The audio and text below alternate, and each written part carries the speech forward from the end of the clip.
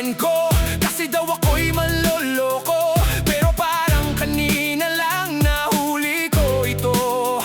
Meron siyang kachat, student niya sa taekwondo, pero imbes na coach, love tawag nito. Hey, punggi niyo ako, base masipa ko to.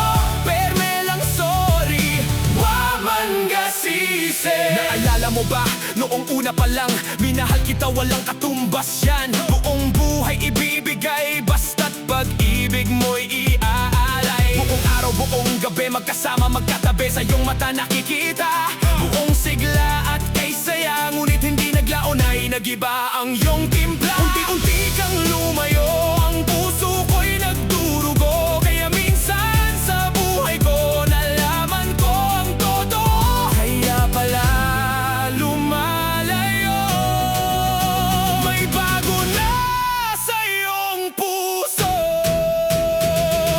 Punggi niyo ako, base masipa ko to.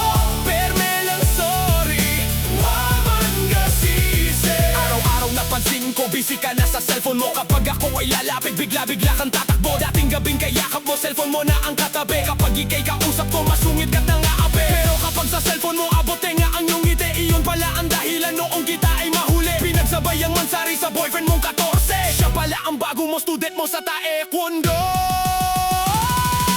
Punggi niyo ako, base masipa ko to.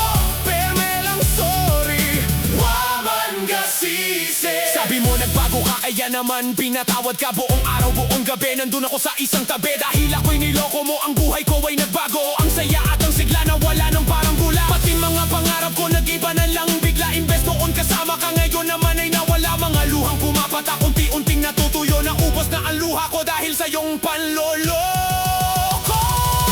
Punggi niyo ako, base masipa ko to.